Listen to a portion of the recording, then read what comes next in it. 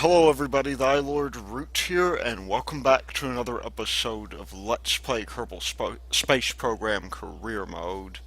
I figured today, we've got the orbital hardware up around our Minmus space. Why don't we start putting it to use, because we have a bunch of science that we want to collect. And that will pretty much, allow us to gain some amount of science. The way I figure it, we've been bringing back about, um, I don't know, maybe 300 science per landing. I'm thinking, we'll probably get this thing set up pretty easily to where, I'm not sure if I'm going to do it all the way today because that could be a bit of an issue, but let's not target the Great Flats. Let's target Minmus Station. Oh, I guess what I was going to say was, we can, nonetheless get this thing, bringing us a lot of science. We're going to want to get as much as we can because, really, wait, is that the ascending node? We're going the opposite direction, I think. Well, I think that is, let's kill that maneuver node. That is the ascending node. And we actually do want to ascend. I don't know why I did that, but, or for that matter, what happened to our maneuver node, but anyway, the idea is we want to, we want to get up to a fairly high inclination. This is, this is going to be, we'll just do it here. We're going to land down here anyway. And let's just bring this down some. Our apoapsis is pretty high. I do want to bring that down just a little bit.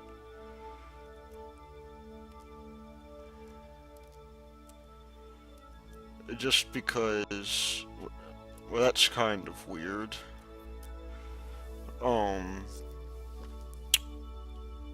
Just because I do want to land on the poles, this will by far be one of the more difficult missions we've done, but it'll prove the robustness of, our deal here.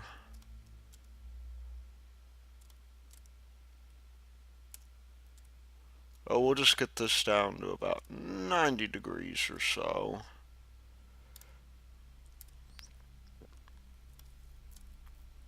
$107. Let's redo that. That's not quite what I had in mind there. So we'll bring this up to, I don't know,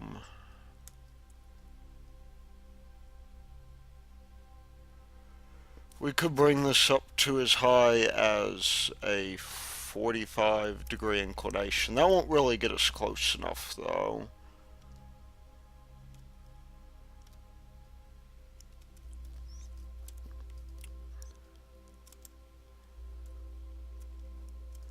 However, that will give us a fairly high apoapsis.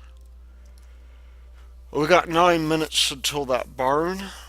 Let's just get into position for that. We don't want to escape the influence of Minmus, because as it turns out, that is very easy for us to do.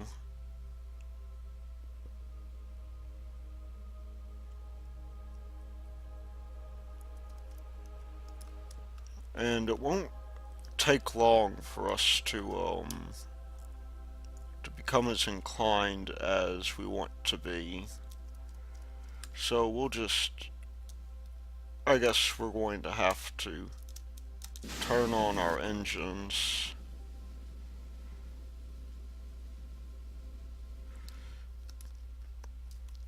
And we'll do another inclination adjustment pretty soon.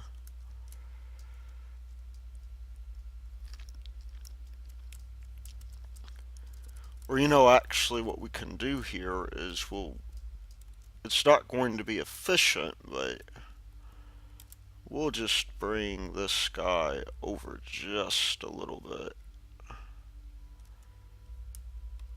And we'll have an inclination of, looks like 80. We'll bring this down just a little bit. We don't want to be that inclined.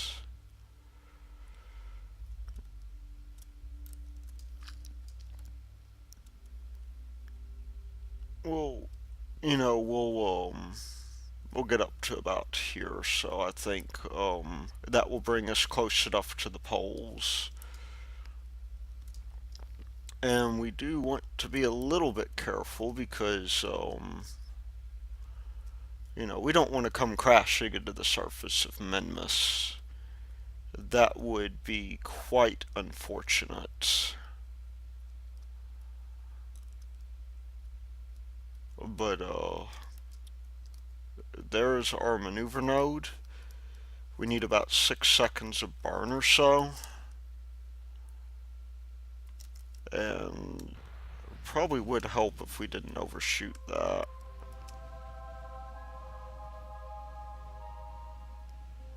But with that having been said, there really ain't much we can do about it. You can see we still have plenty of fuel left in our lander, and part of that is the lower gravity of Minmus. So we did overshoot just a little bit. We're at 85-degree inclination. And I do want to raise our periapsis so that we come in at a bit steeper of an angle. But we will deploy our landing gear and we'll just get way on up here.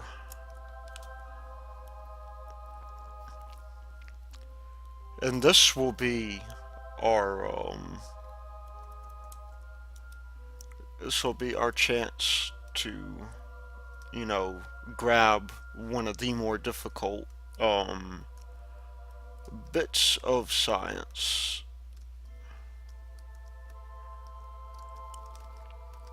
And so we will want to, of course, be a little bit careful here. We don't want to overdo this. We'll kill our surface velocity, our lateral velocity rather, now.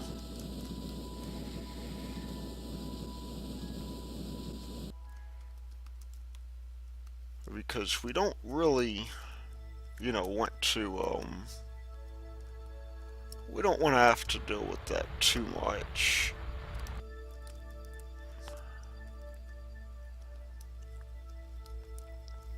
You can see we're more or less level now. We're gonna have a little bit of delta V to kill. Let's just see how far in we are. We've still actually got a fair amount. I'm not going to completely kill our delta V yet. Even though, we could land by looking out of the window. That would definitely work. But, aside from the risk of crashing into the ground, like I just did, yeah, that is no good.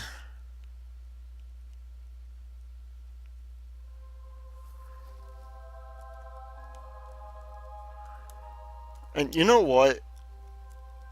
I'm not gonna bother docking this thing again. we're just going to go straight in for the... Well, hold on, let me reload. I stupidly forgot to quick save. So, a word of advice, if you're going to land and you're, traveling at 40 meters a second and you're 400 feet away from the ground, it might not be such a good idea to time warp. That is certainly a bad idea.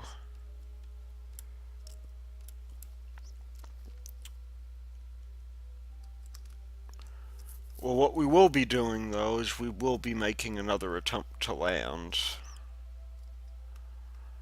And this time, um, I'm not going to crash.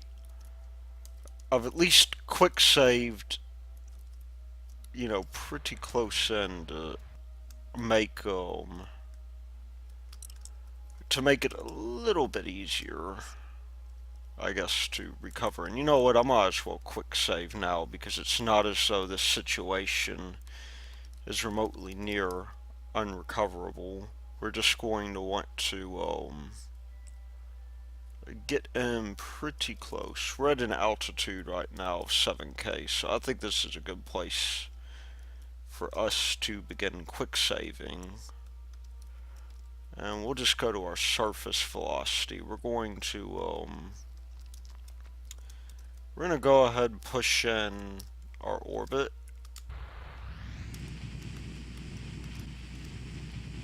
Hopefully kill off all of this lateral velocity.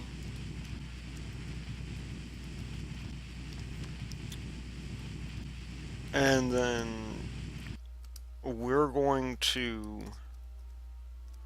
not tempt fate this time. Fortunately, we can and probably will suicide burn. There's no... On Minmus, there's no reason not to. Let's just get an idea of how close in we are. We are getting fairly close. And yes, I am time warping just a little bit, but I am going to, at this point, start bringing down my my velocity, because we are getting very, very close.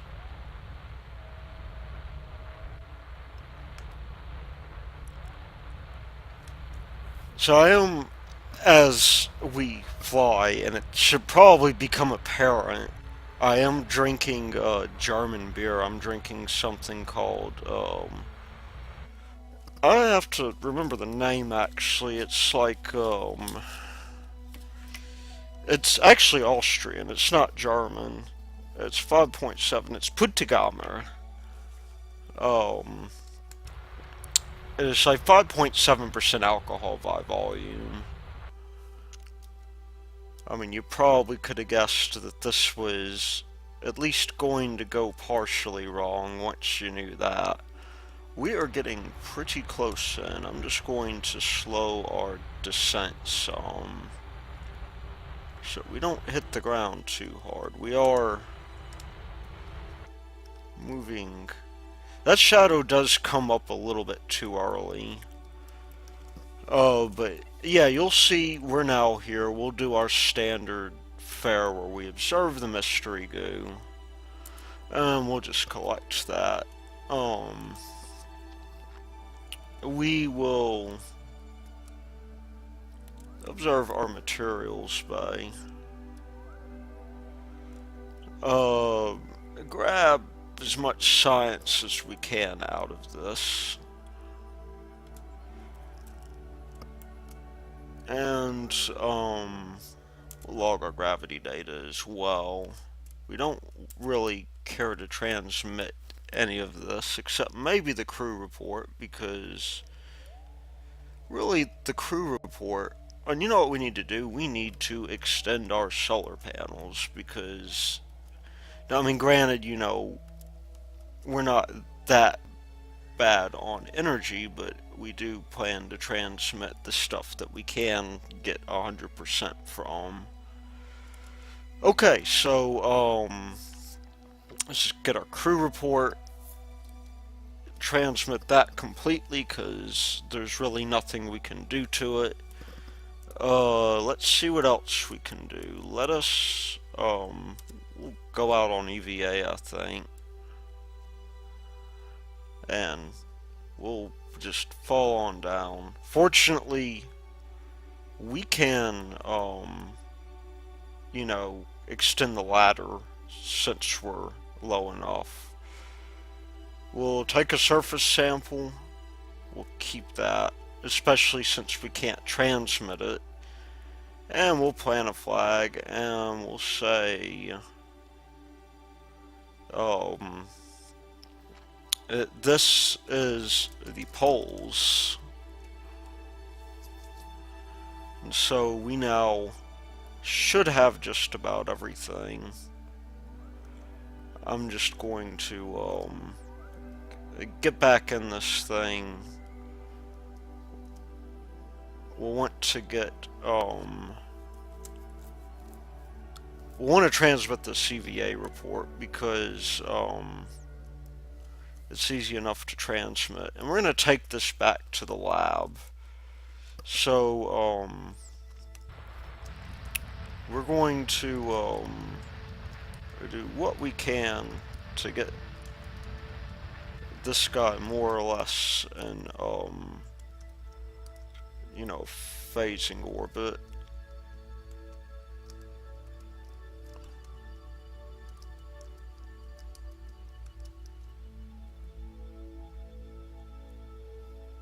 I mean, I think maybe about 100 kilometers or so should be sufficient. In fact, 90 should be more or less sufficient. And we will, of course, circularize. Now, we are kind of in a weird position right now. Because I decided to point 80, we are going quite phenomenally fast. We're at 90 versus 156. That is a little bit too high for our orbit. Well, I mean, who am I kidding? This is like a really high orbit to begin with. But getting into this polar orbit will take practically nothing. I mean, this landing can, at least to my way of thinking, is much, much, much more robust than, say, for instance, the whatchamacallit, I guess than on the moon. The moon, one landing will take most of your fuel.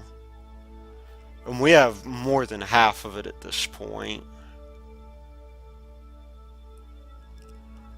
And we're burning kind of carelessly. So, that's, something maybe we could do a little bit better, but we have so much fuel that really the question is, who cares? I mean, at this point, we can quickly get back to our station and, get this thing taken to the science lab. And then we'll have nothing to worry about.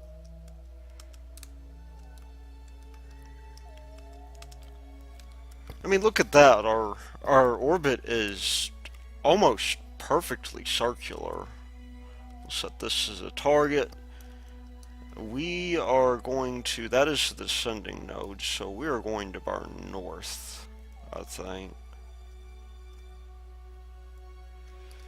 Maybe. That'll get us straight, I think. Or maybe that will reduce our periapts to a ridiculous amount. We really want to get this thing pretty well circularized.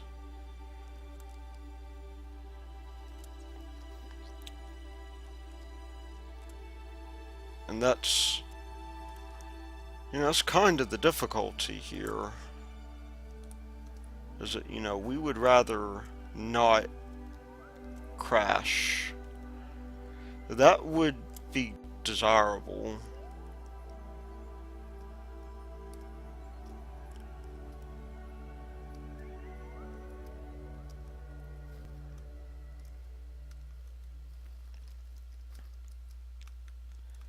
And so, well, that's no good. I think we just undid all of our hard work.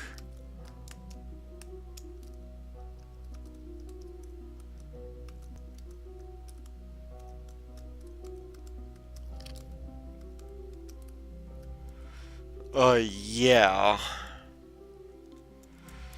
That is not quite what I had in mind.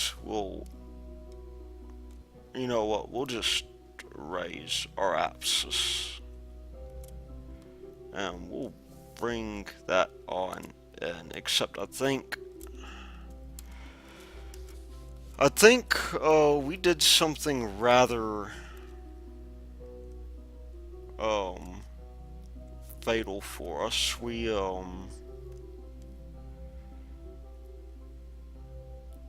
mean, it looks like this thing will level out soon enough. Now, question is, can we rotate this in so that we get a relatively close approach?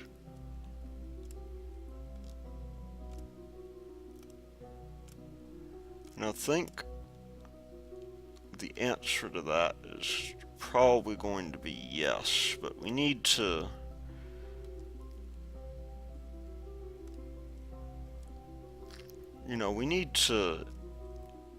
get this guy more or less straight. I mean, we're not very well inclined here.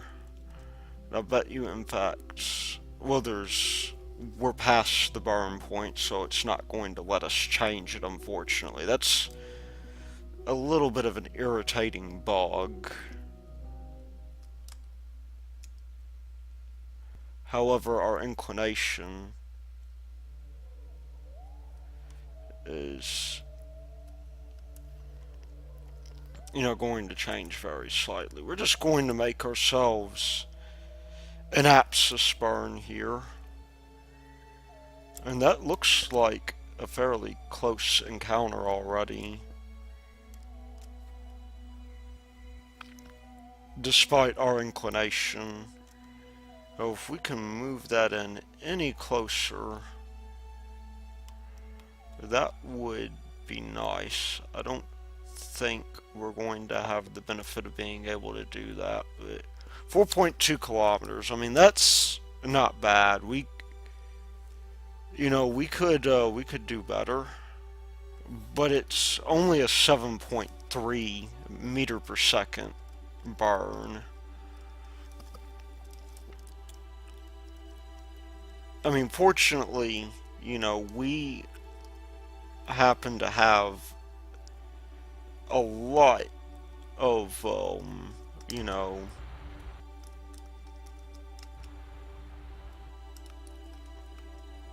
a lot of capability in this thing. Now, where did this thing go? We burned over just a little bit. I guess I forgot to restock the monopropellant on the way in. Well, we're close enough. We're 4.2. If we can get this thing any closer That would be fantastic. 3.3, 2.1, 0.09, 0.07, and 0.06. I'm doubtful that we'll be able to do much better than this at our current inclination.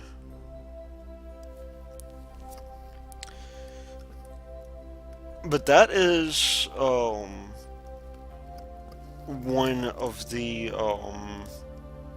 that is one of the more difficult things to do, just because of the inclination change you have to make. Now, I would personally be happy if we at least managed to get 3 missions done today. 3 sample return missions. We might be able to fit in 4. With my blunder, I'm not quite so sure, but it's really not as bad, I think, because we are in a situation right now to where we can just sort of graze on Minmus's sweet, sweet science in order to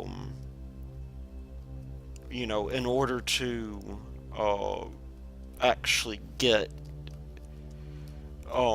science as we need it. There are 8 biomes in Minmus, and I'll have to look. I think we could visit them at least twice.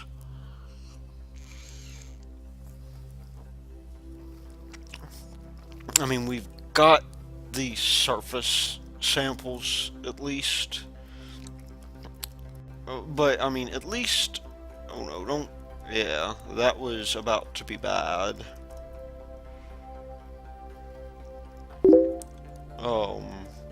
And there goes Facebook because I forgot to mute Firefox.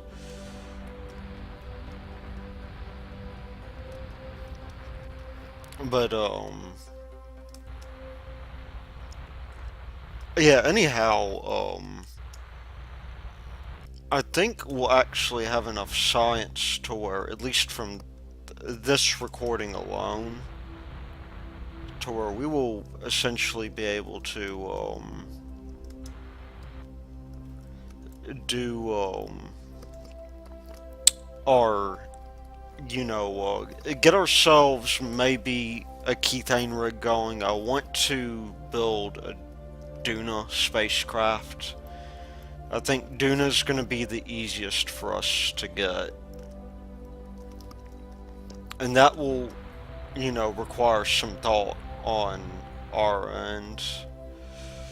I have a feeling that this is too fast. Let's see. In fact, I mean, we will want to be careful, because I think if we're not careful enough, and there goes the weird space station bug, because I don't know what it is with these space stations. We've fixed the inclination issue, at least as far as I'm aware.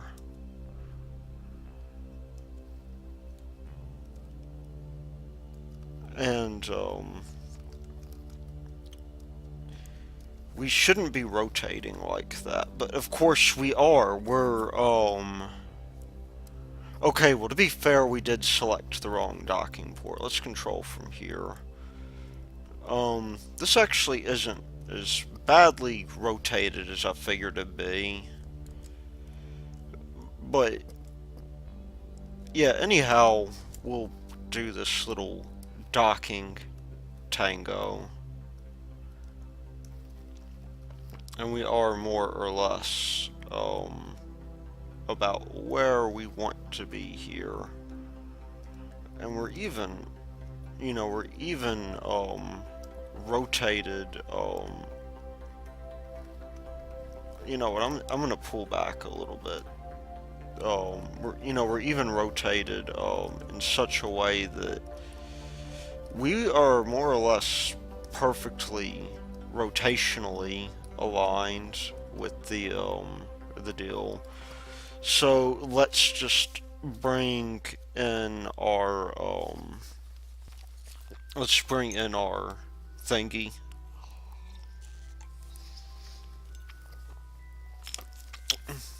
No, let's get ready for docking here. The best thing anybody can do, of course, is drink beer whilst they're docking. Jebediah Kerbal recommends it, and so do I.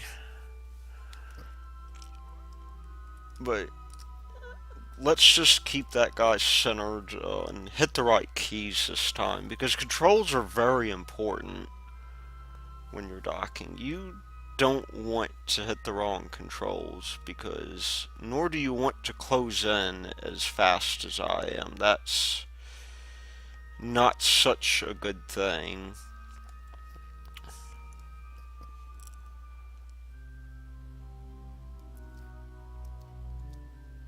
But we're getting pretty close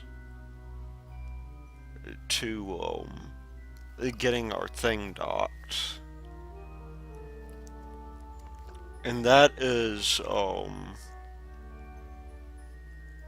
that is a I personally want to get this thing docked because we have tons of science to do. I mean, we'll get like 300 or so science from this. And that'll give us things that we really want to have. Like, we may in the future investigate space planes. That would probably be rather nice to do.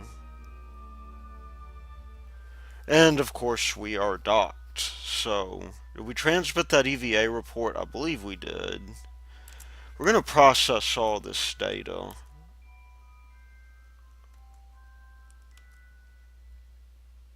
And the nice thing is,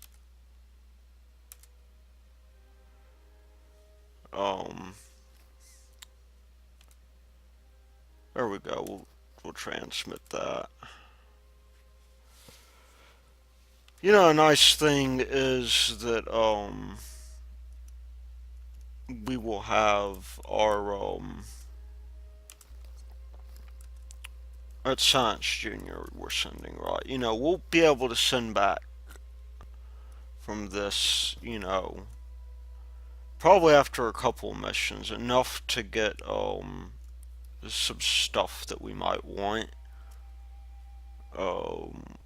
Surface sample to Minmus poles, yes. Let's send that. Review data, we only got 0.3 out of that, but that's okay. I mean, we did get our EVA report and everything, so it may be good for us to eventually, skip around the moon once we're done, pick up all the surface samples and send them back to Kerbal.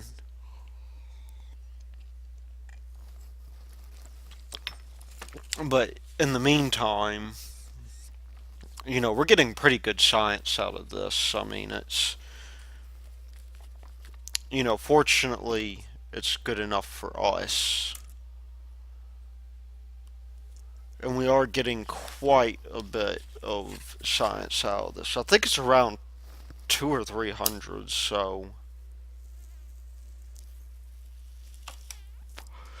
what I want to do is, while this is going, I guess it's gonna take forever for KSP to fire back up now, or maybe not. Let's see. We'll just finish that lab analysis. It may just we'll clean too. One of the nice things, of course, is that we can see these guys in action. And I think we're going to do something maybe on the highlands. Those are pretty easy to get to. Maybe not so easy to land on, but easy enough to get to. There are three flats regions. I think the hardest biome to get to, incidentally, is going to be these hills surrounding the there are these hills surrounding the, you know, craters or whatever, the flats.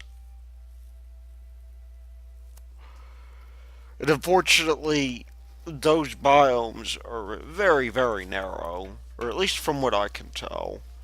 I mean, it's that's that is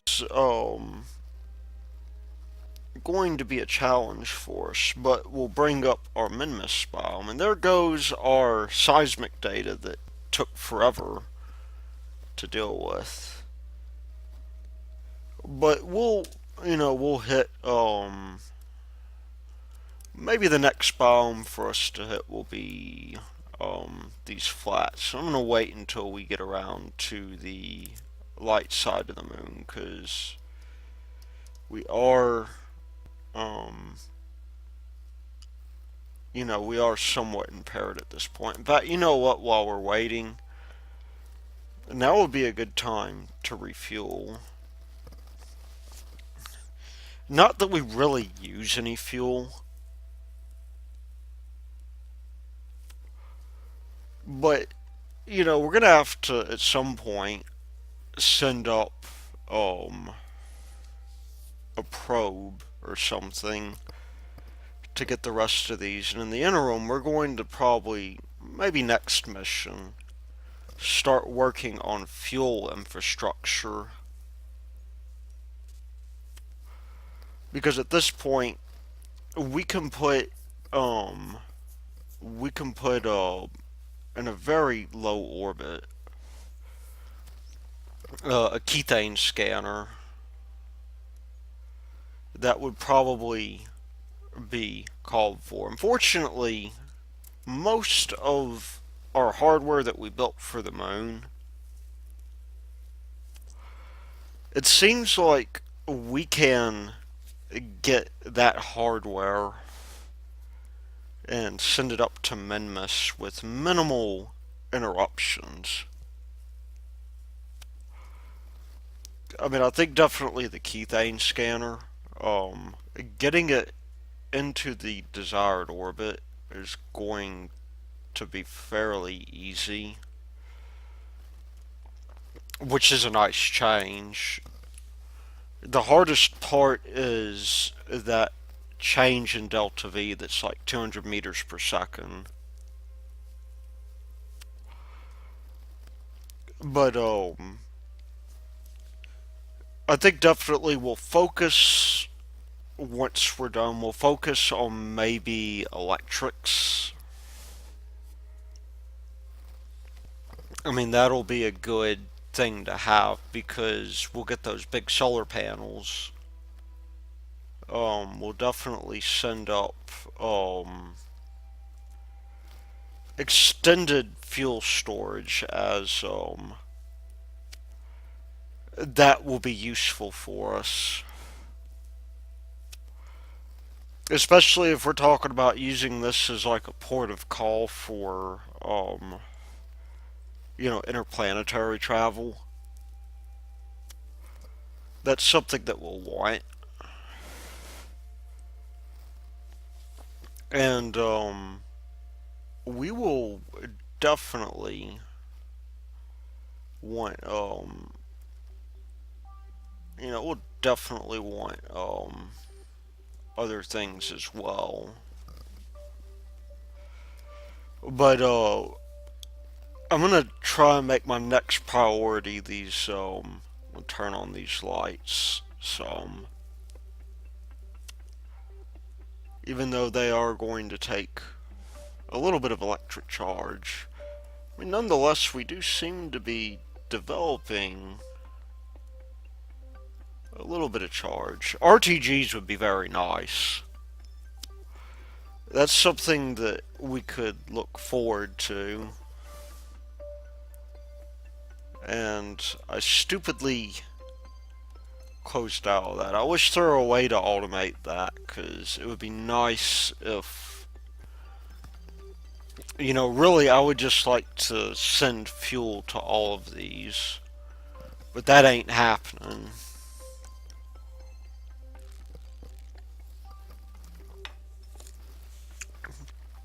So, that is, probably going to be on the agenda for us. Anyway, we're almost fueled up. We just need to get this, this thing ready, and we will make another landing. And I think we're more or less in the clear after this. I mean, we're using so little fuel to get to and from the surface. We can make multiple trips very easily. The longest part is, in my mind, probably going to be getting these things, getting the lab processed or whatever.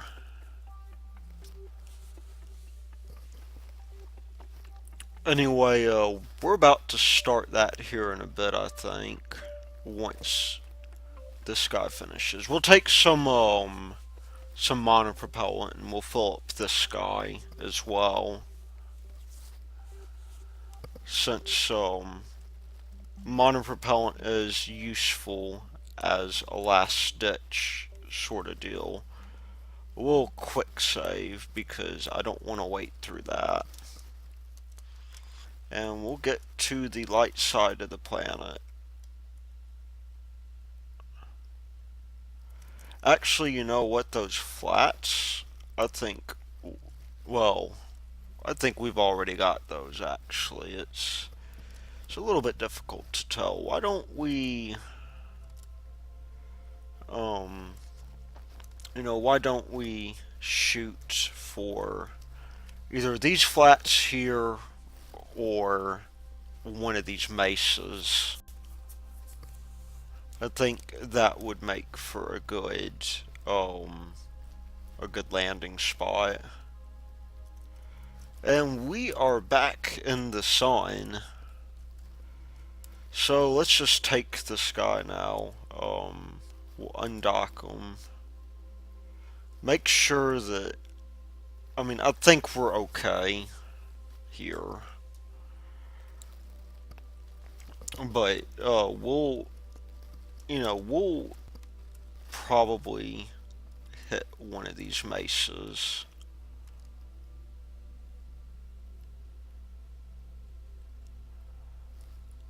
And yes, that is a fairly steep burn.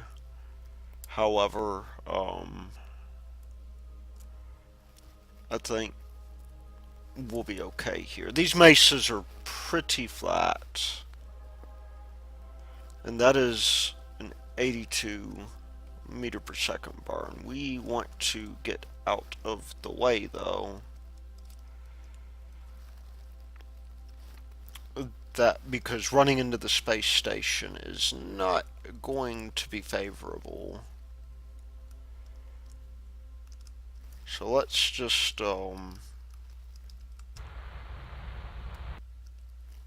let's hope that we don't clip the solar panel. That could very easily ruin our day.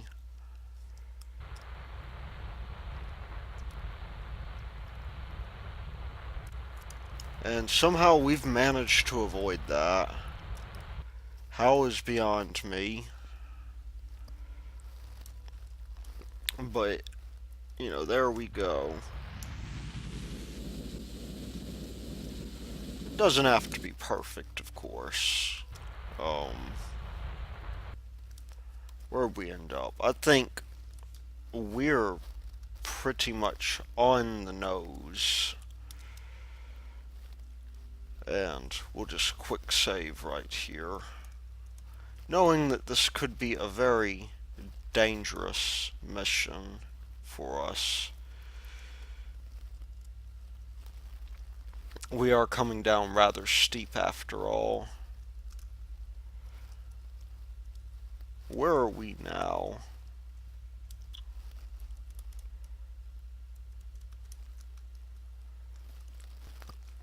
Now, the effective height of these mesas are like 5 or 6 kilometers, I think.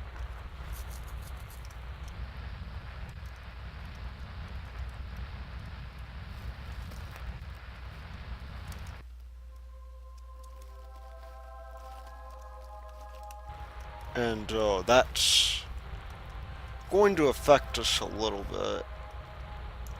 I mean, these things are pretty high up as far as, things go.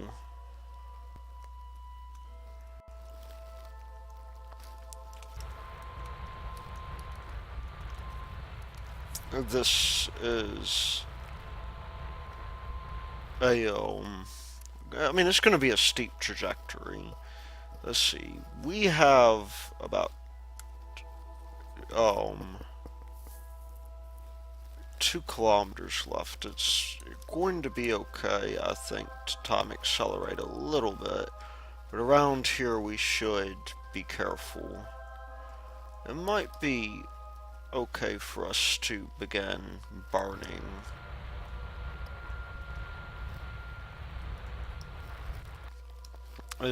We don't, I mean, we do have loads of fuel, don't get me wrong. But I'm gonna start, I'm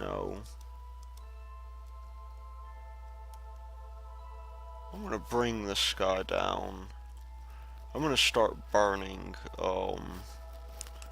here in a bit. And yes, this is a slow process, however, I mean, we're going to be okay, I think. Unfortunately, that's sort of the nature of these things. We've got about 200 kilometers to go. So, there goes our suicide burn. And because of the shadow here, it's kind of hard to place this. However, we'll grab our materials bay for sure. Let's not transmit that. That could be bad. And we're actually in the Midlands, which is nice to know. It's the lowlands that we're going to have trouble getting science from, because the lowlands are a rather... Let's see, review data. We'll transmit that, because, there we go. That's an experiment we don't have to clean, fortunately. We'll log our gravity data here. Grab our accelerometer data. And take a crew report. And we'll transmit that crew report, because there's no point in us not doing that. So, that is, fairly standard fare. Being that we are in the Midlands now, we'll just, we'll come on down, we'll drop down because, or maybe get stuck in the ladder. We'll grab our surface sample from the Midlands. And we'll keep both of those for sure. And we'll plant a flag. And we'll call that our Midlands.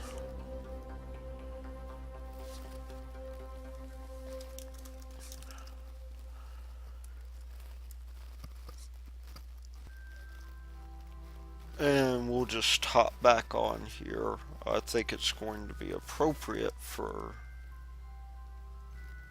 Whoa. Well, that was... That is... rather, rather disconcerting, but... We will take our stored data. We'll transmit that. Um... And yeah, I mean, it's worth pointing out that you do not want to try to eat the, you don't want to try and eat the surface of Minmus. It's not edible.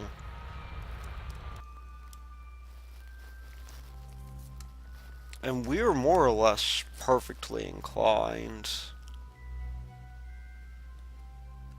I'm just going to bring this guy out to maybe 80 or so. Maybe 90. And that does seem like a rather bizarre thing, but we don't want an escape trajectory. That would probably not be very nice. See, we don't really want, or we don't care for circular in this case, but it does help to be circular. We're at 94 here. We're at 94 versus 93. That's good enough for me. And this is going to take 27 minutes to do. But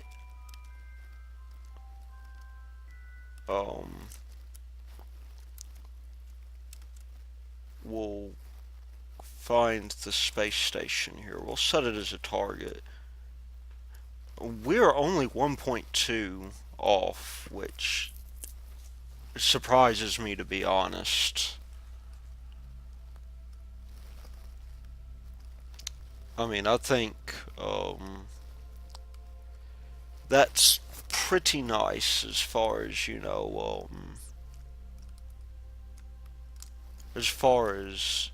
inclination goes.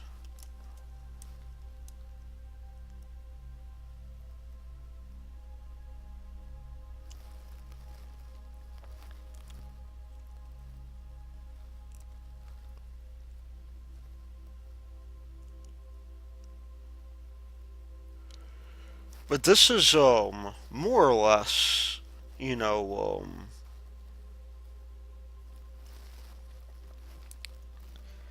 this is more or less what we're looking at for, a sort of, I guess, permanent research outpost. And I think this one will be permanent because, there is, a good reason, I think, to keep it permanent.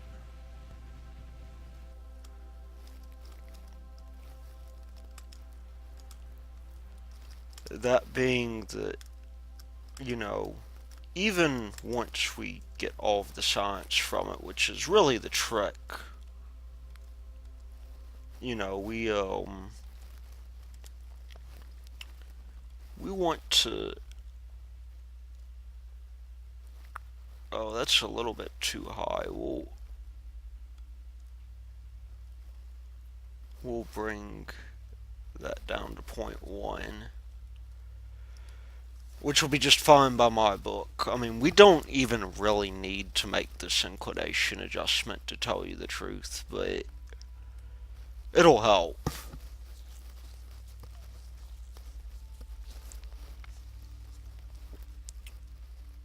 That, let's see, that was originally a descending node, wasn't it? That means we are going to be at about 180. Or an ascending node, rather.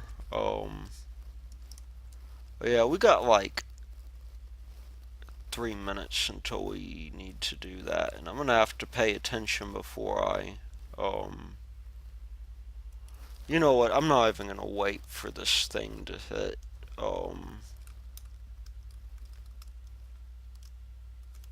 dead apple abscess or whatever. We're at -1, that's pretty good. And if you look at our fuel, I mean, it's amazing. We have a lot more fuel left over than you might think we should. That's 0.6. We'll just bring this in just a little bit. 0.8. 1.8. 2.7. I should have just left it at 0.6. That is 19.7 meters per second. That's pretty good. And we only have to wait 8 minutes. Now, of course, you know, we have time acceleration, so it's not that big of a deal. But,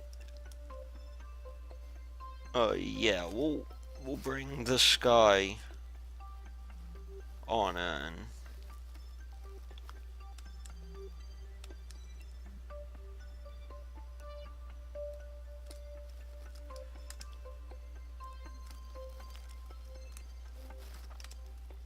And I mean, actually, really, 0.3, that is even better than what we initially predicted. But, I mean, that is, you know, that is more or less,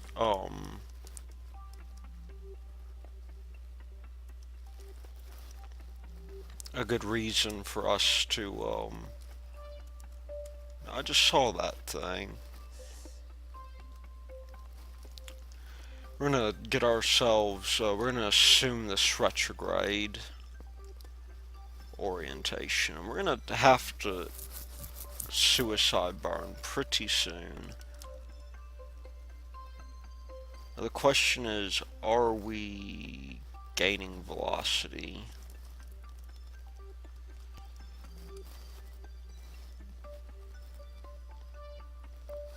And the answer to that, of course, is yes.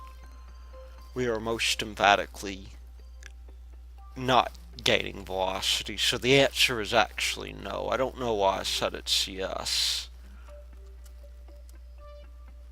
Because it's not yes. It's no. And we are already pretty close in. Now, in fact, we could even, you know, push this guy down over here, make things a little bit easier on us.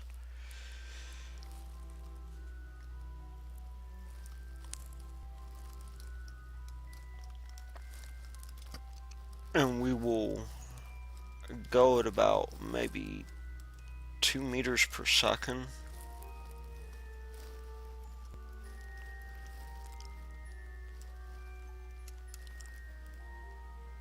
See, I'm glad this thing has stopped drifting.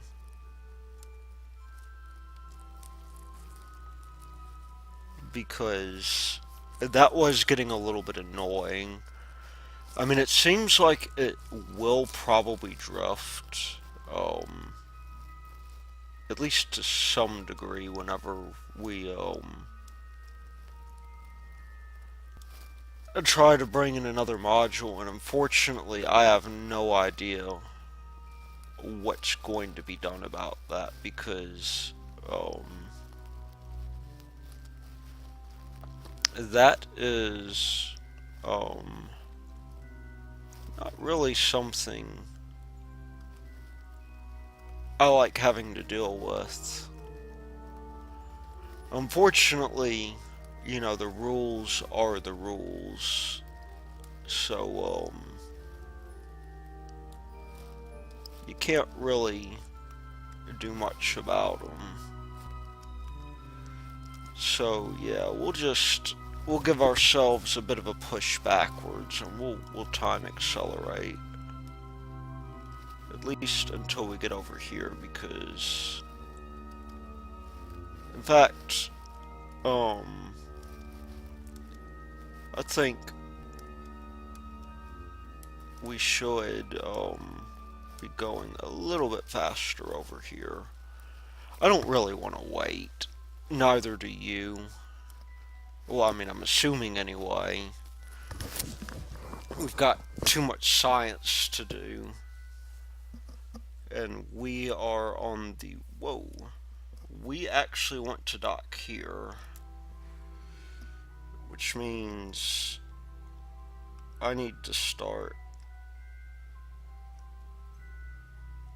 getting this guy pointed in the right direction.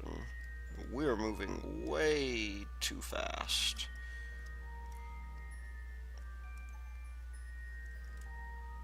So we'll get this guy at least taken care of for now.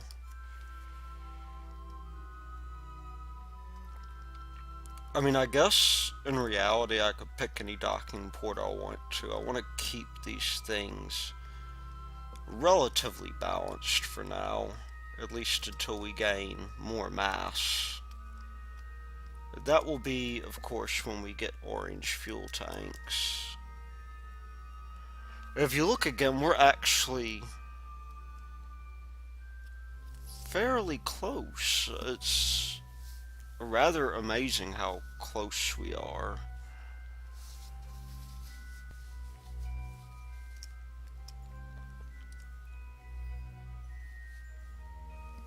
I mean, I think, close in terms of our rotation anyway.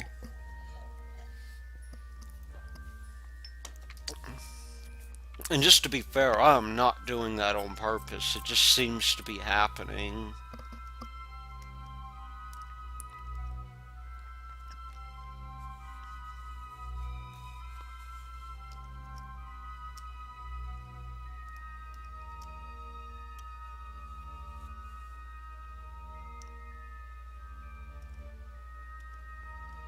Well, maybe we could use a little bit more of a push because we are going in fairly slowly. I mean, we don't want to haul ass into this thing for sure.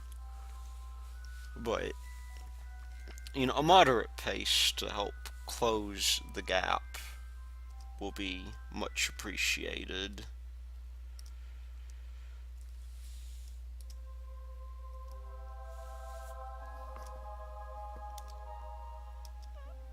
Because, I mean, I think the most we can go is maybe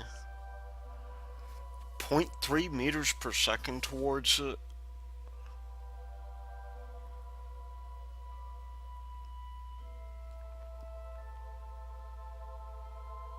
It's difficult to tell right now for... It looks like we're flexing a little, but I can't tell if that's just due to the wobble in my spacecraft.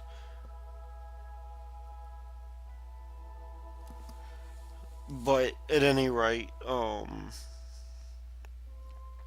we'll kick off SAS. And hopefully that won't cause us to drift too much.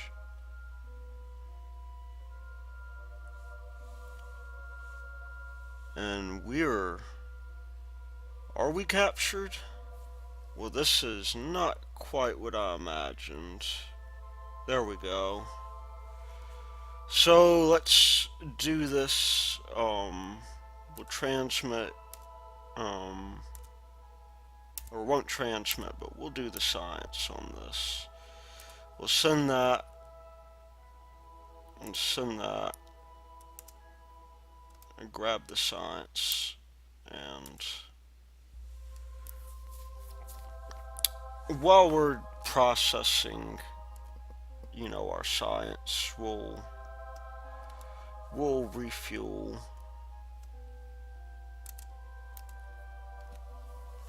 And see whether or not this interrupts us.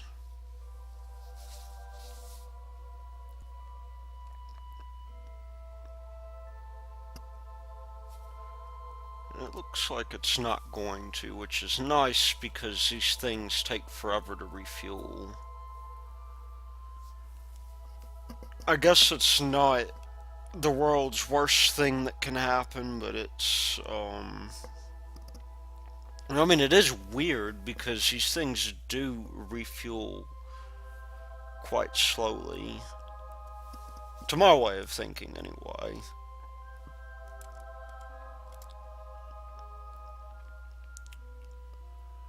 That seismic scan, of course, is going to take quite a long while.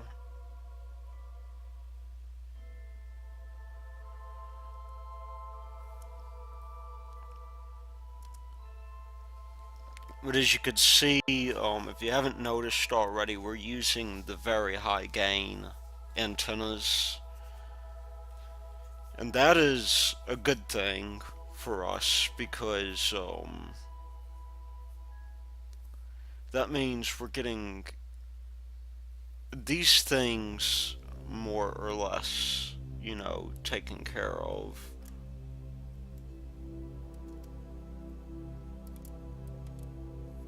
And it looks like we are back. Now, one thing I would like to do eventually is expand this in such a way that we have, well, what happened here? That was not quite what I wanted.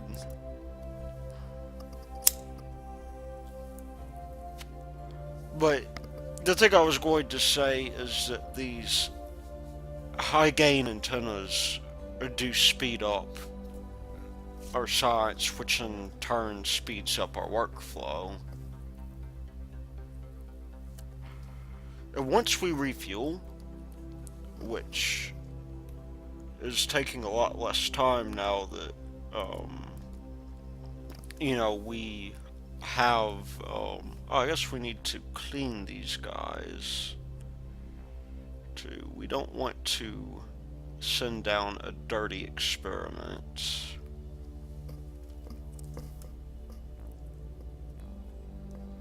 And of course,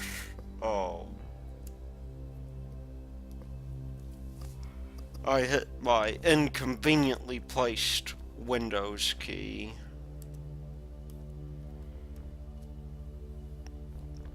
Which may be a bit of a problem because KSP has a habit of hanging at this point. It's rather inconvenient for us. But there we go. Oh, we do. And why did I do that? At any rate, we do have,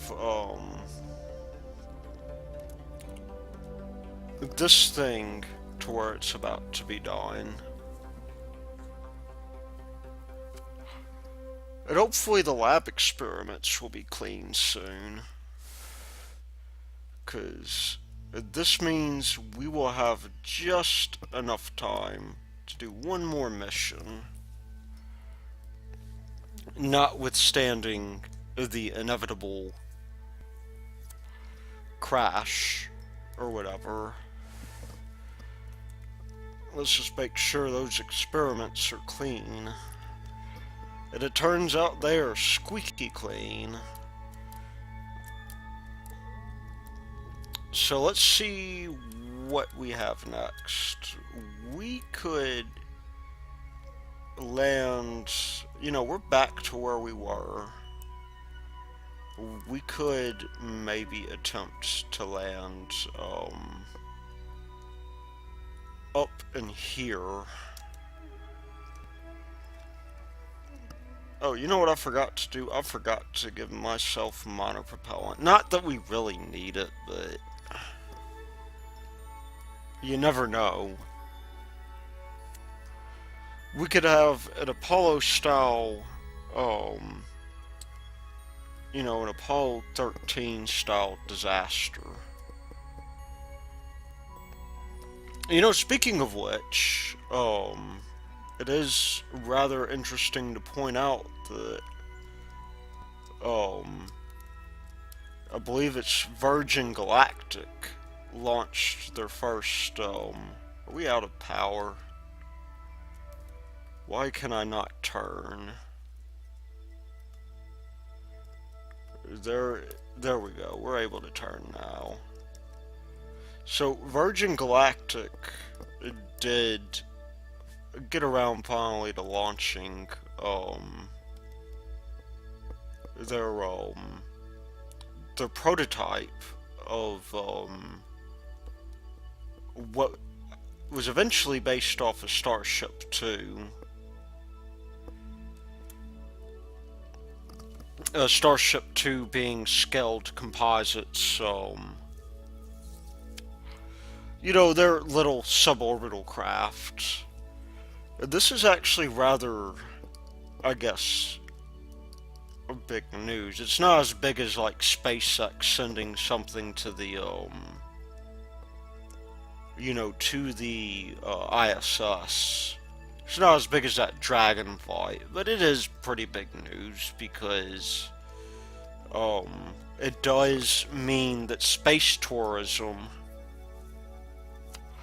it's becoming a little bit more regular of a thing, or will become a little bit more regular of a thing. It's it's one of those deals to where the price tag is pretty hefty. I mean, it's 250 grand for a ticket. Oh, this thing is unbalanced. That's going to be interesting. It's going to be like 250 grand for a ticket, right? And, on the one hand, 250 grand is a lot of money. I mean, I know I don't have 250 grand. I'm not sure that, I would know what to do with 250 grand of disposable income.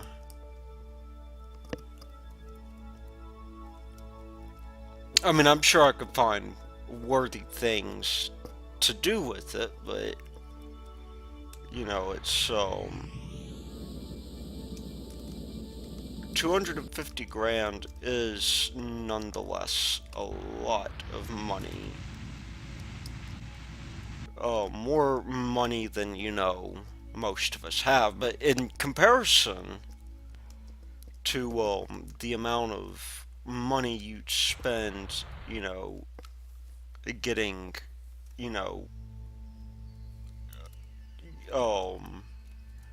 putting, things into orbit or whatever. And let's be clear, this thing is not an orbital vehicle. It's very much suborbital. I mean, even then, it's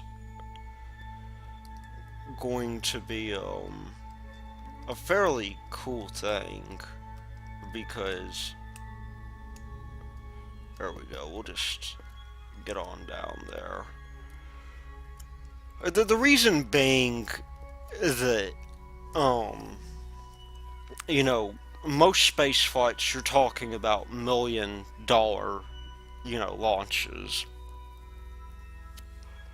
That's if you're lucky. I mean, I believe it was the Apollo missions cost $25 billion in 1960s money. And that is, that's not cheap. It's,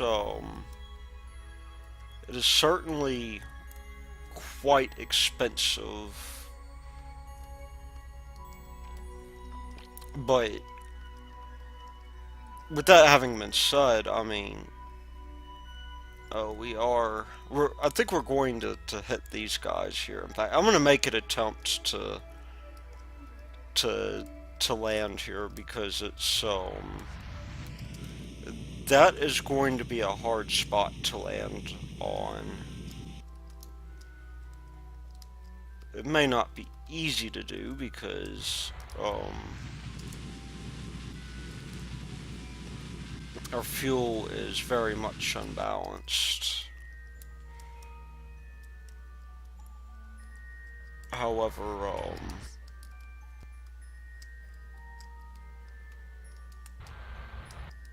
you know what? Let's push ourselves in that general direction. Anyway, where I was going with this was that oh, please tell me I neglected to fill up a couple of these fuel tanks in my haste. Meaning this is going to be a very difficult flight. Anyway, the point is, we're landing.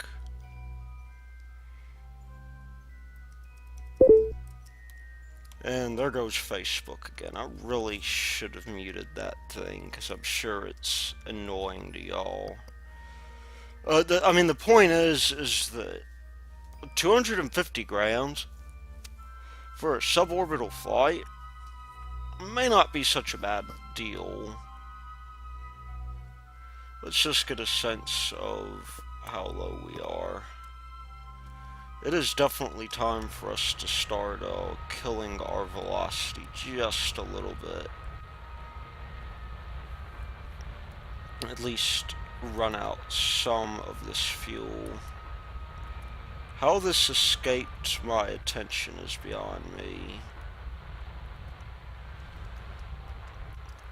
We're going to be flying this with SAS, I think. Or let's see.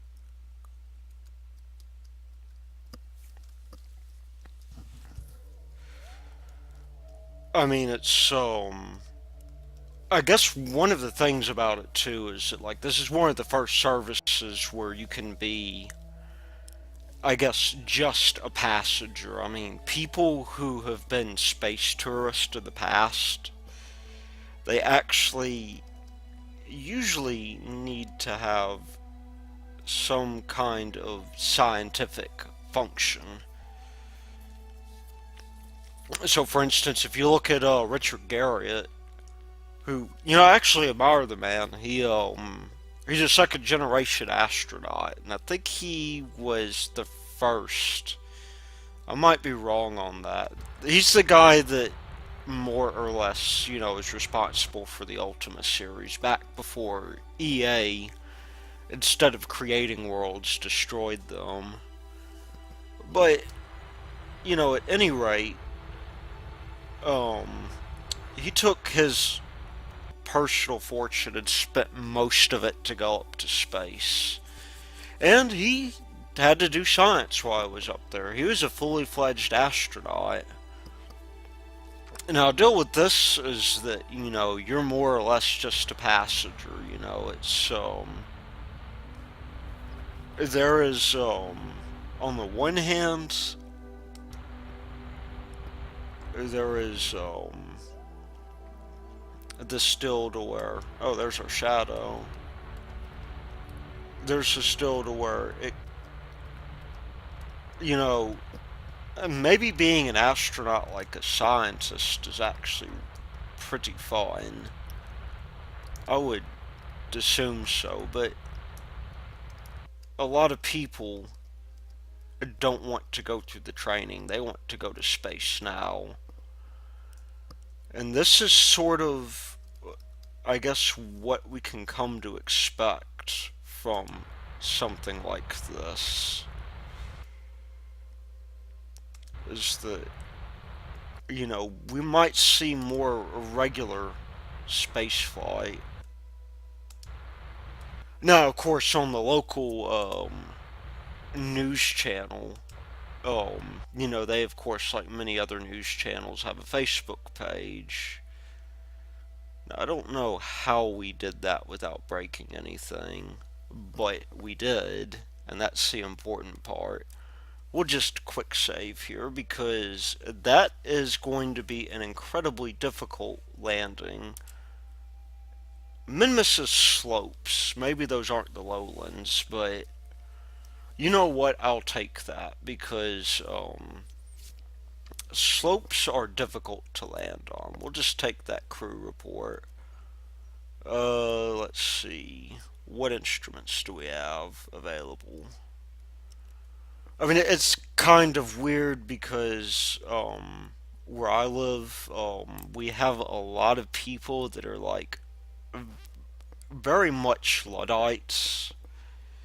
And somebody responded, multiple people in fact, responded back saying, well, this is proof that Armageddon is coming, which I don't really understand how. I mean, I guess,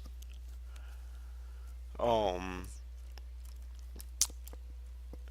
I mean, it's real, it's a really bizarre mindset. One dude said, I guess if it was something to the effect of if God really wanted us to be in space, that he would have, put us up there to begin with. And I'm like, there's. I consider that somewhat of a laughable statement, considering that, we've been in space for about 50 years now, probably a little bit more. I mean, it's half a century that we've been in space. And it's just kind of like, this is somehow a new idea to them.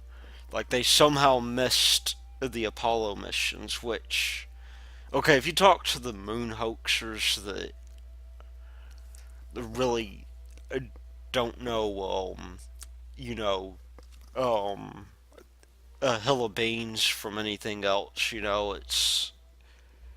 yeah, they're going to say we never went to the moon. I mean, to me, like, one of the most compelling arguments against that is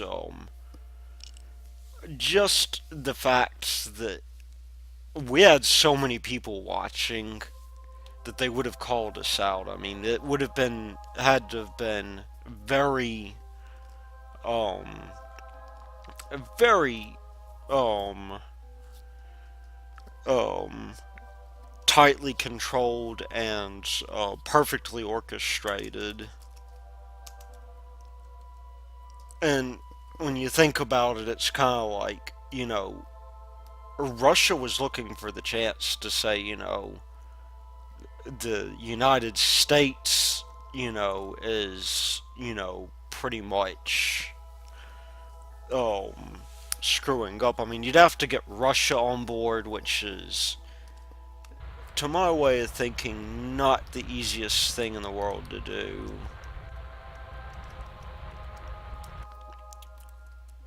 And so, how do you do that? How do you get a country like Russia to more or less say, um, yeah, I'm just going to, you know, let you more or less pull us out of the space race.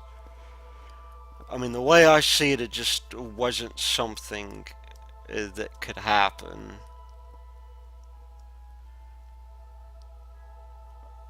It seems like we're really close, actually.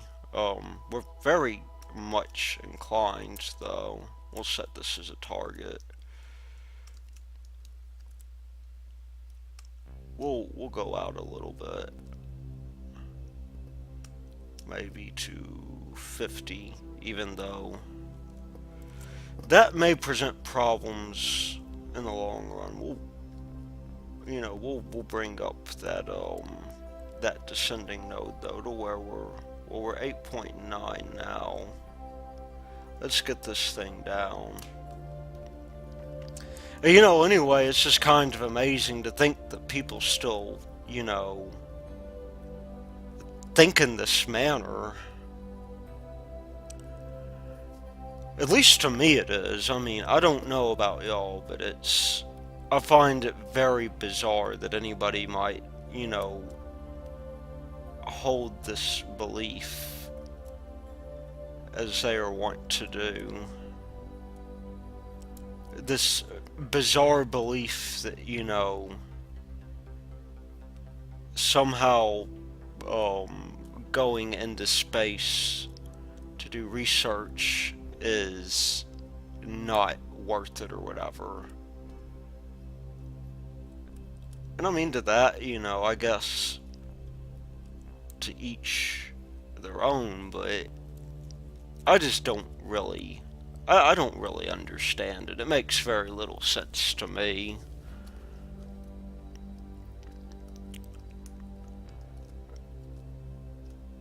And I guess it has a lot to do with the fact that these people, I guess, well, for one, they think the world's ending for some strange reason. I don't necessarily understand that. I mean, if the world's ending, it just seems to me things are only getting better, even with the this sort of political unrest that we have here in the United States. I won't really speak for other countries because I mean it's not something that I really think I can do. I don't really have that perspective. I've never been out of the country, so I don't know. Like I get the sense that Europe's pretty well off, and I guess maybe some of the countries like Japan, maybe they're not too bad off either. But it's okay. Why is this doing that? Let's just kill this maneuver node here. I mean, it's to my way of thinking. Yet I don't really understand this idea that the sky is falling. And that somehow this that our technology is like a sign of the end times. Of course, I guess you could vacuously say that we're getting closer to the end, but it's more like we're creeping forward more than we're going head first. I mean, if you're able to acknowledge that the Earth has a finite existence, which it probably does. I would not be surprised if a good I would say a good point for that is like the expansion of the sun into a red giant or whatever. That will probably engulf the Earth. Incidentally, that's also set to happen billions of years from now, so I mean, I don't see, that we have much cause to worry. I mean, humanity will probably, at least as far as the way these things go, humanity will probably, be extinct by then. Which I think probably depresses people a little, but I mean, I think, I mean, it's not necessarily that we won't have any progeny. We might. But then again, we might not. I mean, it's difficult to say where we'll be at that time. We may actually be in a situation kind of like in the Asimov's Foundation series, where what eventually ends up happening is that nobody knows where Earth is anymore. That we may have. That may be a little bit optimistic, but um, by that point, there's really no saying how we might have evolved. I mean, we only really have, on our standpoint, um, as a certainty, less than a billion years of evolution or that we know about. At least, um, from our standpoint. I mean, it's part of the issue is we are not entirely certain about that because microfossils are a little bit more difficult to find, and it depends at really which point you want to talk about, evolution starting, because that's contingent on when the first replicating system started. And that's kind of a more difficult thing to peg down because we do know, for instance, that RNAs can spontaneously ligate, and that they have catalytic activity as well, which is it leads to something called the RNA world hypothesis. And so, depending on when abiogenesis occurred, or even if you want to say, well, maybe God created the first living organism, which is sort of a specious idea to me, but it's plausible. Then at that point, we can talk about RNA, or about evolution occurring, but it's probably much different to what happens right now because um what happens right now is that we have organisms with fully fledged machinery that can for instance uh I think it's not helicase, it's topoisomerase, I think, that's responsible for um you know a DNA replication. It actually does a lot of proofreading on its own, and even then, statistically, like, the rate of errors in DNA and just copying DNA is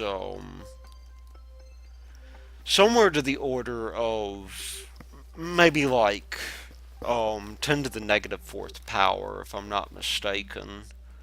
And with topoisomerase, I think it goes down to somewhere along the lines of maybe um, 10 to the negative eighth or ninth power. It's been a while since I've had to study that because despite the fact that I do bioinformatics for a living, I'd usually leave that sort of thing to the wet lab scientists. They're the ones that are more easily able to handle that. I do more of the computational side of it. And it's time for us to burn, by the way. But, at any rate, um, we're in a much different environment now. I mean, selection pressure would probably very quickly lead to punctuated equilibrium in that case. So, we're just going to do this docking real quick and we'll get our science back. We'll see exactly how much science we have. And I'm going to refuel. I'm going to try and refuel this thing off screen. since we screwed up royally, it looks like. Or I screwed up, rather. Y'all didn't do anything, but, um, I screwed up quite a bit in the refueling process. Which means that we have balance issues. Um, and this is not good. Let's at least slow down. Grand, we are on the completely wrong side for docking. But we'll get ourselves turned around. And it looks like we're at least more balanced. But I do feel compelled not to worry about, you know, docking too much because it's, or not docking, but refueling. Docking, of course, I care about very much because there's no way we're going to be able to get our science back if we don't dock. You know what? I'll take this opportunity to, even though it's not strictly necessary, get us more closely aligned with the docking ports here. We're going to pretty soon hit negatives here, or a negative sea velocity as this crosses over.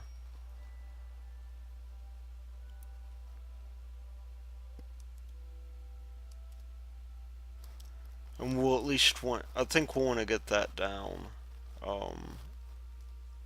very quickly. We'll just,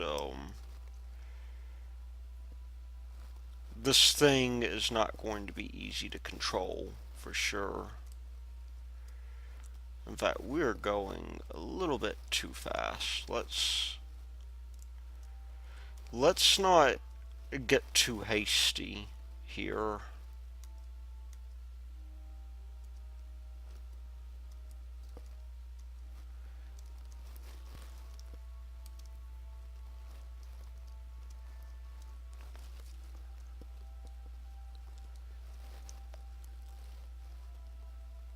But let's get this thing right up on center, and we'll be able to dock almost immediately.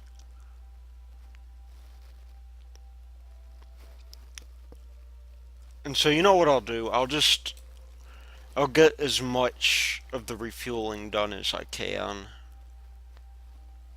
in the time allocated to us for the science, and then I will just come back and refuel it off screen later. There's really no reason, I'm sure, that I need to capture the refueling because we have a good idea of how much fuel we need. But we're about to pull in, hopefully, unless, you know, we screw up. Unfortunately, we didn't. Let's get this science done.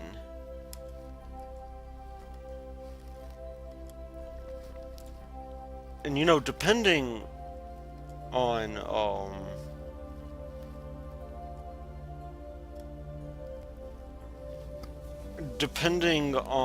I guess how much we end up using in the way of fuel. Where's that? I'm gonna get these outer tanks done first, because those are going to be the ones that are going to affect our balance the most. We can deal without the toroidal tanks, I think, but the outer tanks are going to cause us problems.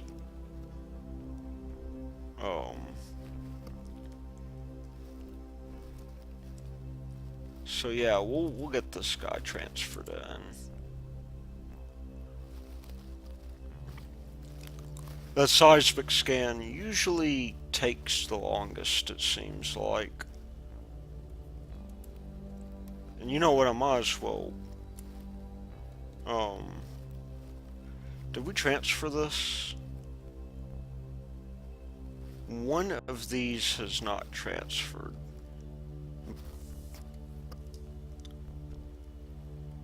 Which, I guess it's still doing processing on one of these.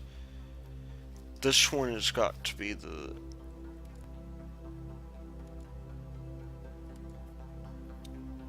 It's doing the gravity scan, it looks like.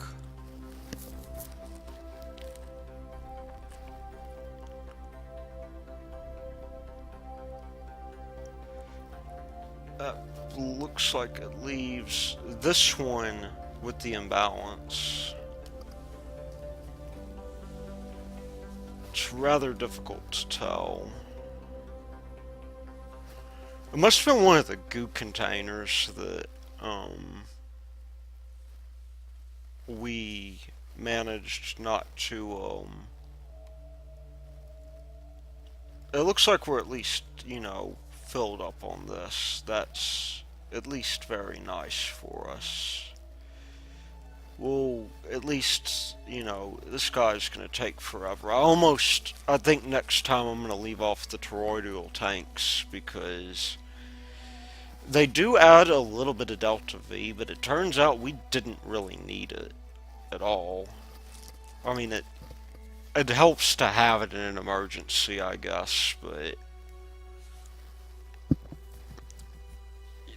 that is, it was designed for the moon to give us a little bit more in the way of wiggle room.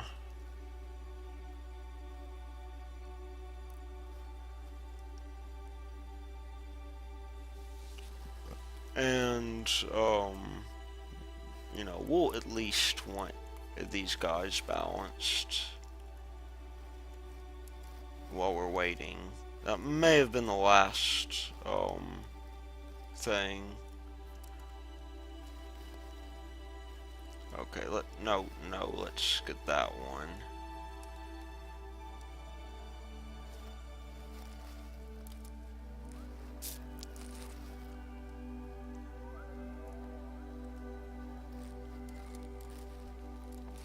So we are transmitting. Once this guy is done transmitting, I will see if there's any more processing that we have to do. I don't believe there is, because that should pretty much get everything. We'll just have to clean our experiments once this guy finishes fueling up. And I'll get the remainder off screen because there's no reason to watch, this guy refuel. So let's see. We do... Okay, well... That was what it was. And let's just... We're gonna clean those experiments. I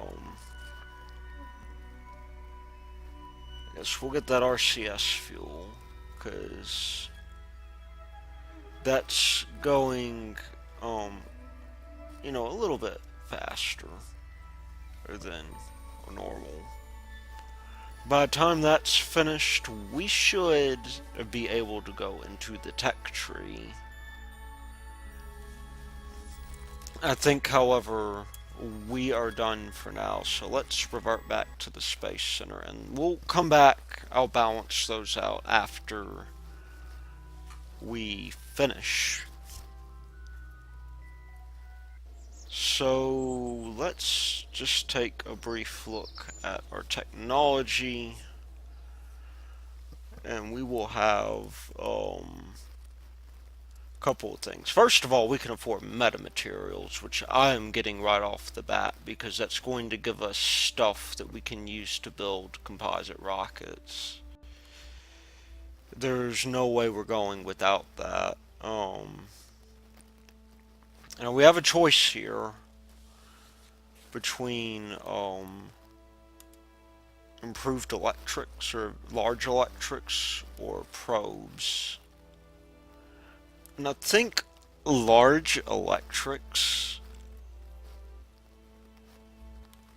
is going to be worth it, because once we do that, you'll notice, let's just research that. We can actually, we'll make maybe this guy one of our next goals, but we can now afford, after a couple more missions, we can afford to do specialized electrics, which gives us this large battery and these RTGs, which would be nice. This guy could be useful, um, not strictly necessary, but I think with metamaterials we can build better things.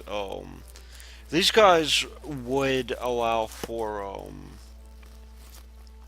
this large probe, which should be useful on our launch stages in order to bring them back into the atmosphere.